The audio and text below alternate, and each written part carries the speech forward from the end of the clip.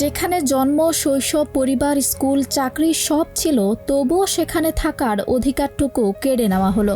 শুধু ধর্মীয় পরিচয়ের জন্য ঠেলে দেওয়া হচ্ছে বাংলাদেশে। হিউম্যান রাইটস ওয়াচের চাঞ্চল্যকর অভিযোগ, ভারত সরকার বেআইনিভাবে শত শত বাঙালি মুসলিমকে দেশ ছাড়া করছে। আইনের তোয়াক্কা নেই, মানবাধিকারের বালাই নেই, শুধুই রাজনৈতিক বৈষম্য আর ধর্মীয় বিদ্বেষ। নিউ ইয়র্ক ভিত্তিক সংস্থাটির দাবি, অবৈধ অনুপ্রবেশকারী আখ্যা দিয়ে কোনো আইনি প্রক্রিয়া ছাড়াই বাংলাদেশ সীমান্তে ঠেলে দিচ্ছে মানুষগুলোকে। 2025 সালের মে মাস থেকে বিজেপি সরকার এই বিতাড়ন প্রক্রিয়া জোরদার করেছে বলে জানানো হয়।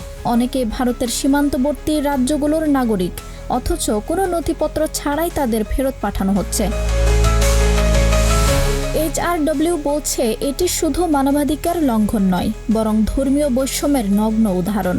এমনকি প্রকৃত ভারতীয় মুসলিমরাও বাদ পড়ছেন না এই বিতরণ থেকে। সংস্থাটির এশিয়া পরিচালক অ্যালেন পিয়ারসন বলেন, সরকার যা বলছে তা বিশ্বাসযোগ্য নয়। এতে কোনো আন্তর্জাতিক মান বা মানবিক ন্যায্যতা নেই। বিজিবি জানিয়েছে, গত 7 মে থেকে 15 জুন মাত্র এক মাসে 1500 জন মুসলিমকে বাংলাদেশে পাঠিয়েছে ভারত। এদের মধ্যে অন্তত 100 রোহিঙ্গাও রয়েছে। ভারতের স্বরাষ্ট্র মন্ত্রণালয়কে বারবার চিঠি দেওয়া হলেও কোনো সাড়া আসেনি। বিতাড়নের এই প্রক্রিয়া এখনও চলছেই। আঞ্জুম হক আরবি, প্রজন্ম 24।